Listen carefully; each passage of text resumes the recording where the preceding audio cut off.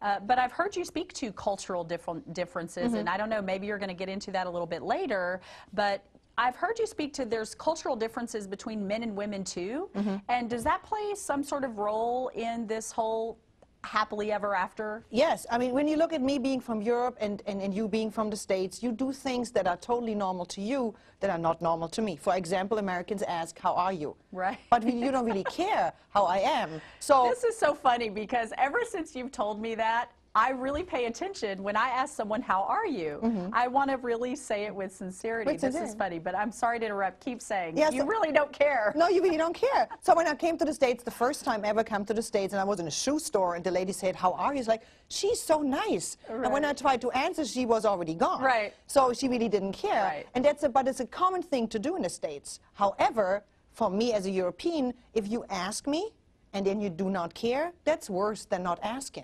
So you do something that's very typical for you in your culture, and everybody in your culture accepts and doesn't expect an answer or doesn't expect to stand there for 20 minutes. In my culture, that's not normal. And when it comes to men and women, it's the same thing.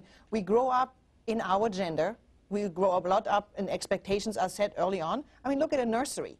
When you're expecting a baby, you're already planning what kind of colors you put in nursery, what kind of clothes you're going to buy. So early on, there are expectations linked to a gender, and then you behave not to fall out of line, and then later on, when you have a man in your life, you still expect to behave that certain way because you're taught that way, and then the cultures clash. And then what happens? Yeah, I mean, you grow up with male or female expectations, and then the hormones kick in. You're the expert on the hormones. The hormones kick in, and then you start chasing each other, and you have no idea what you signed up for. Right. Then they don't act the way you want. It's kind of like the dog that catches the bus and doesn't know then what to do with it. You know, what do I do with this bus now? Yeah.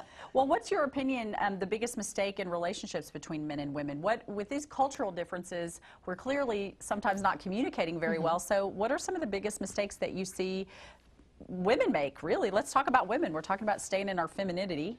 Yeah, well, one of the biggest mistakes is that we expect the man to be a woman. There was this term called hairy women. We expect men to be hairy women, which means we want them to act and think and behave like a woman would. And they're not going to behave like that. And then we treat them like misbehaving kids. So he's not acting the way a woman would, or my child would when I tell my child to do something. So I treat them as if they're misbehaving, and then we get frustrated and irritated. Right. And that leads to then a gap in your relationship. And then they get frustrated.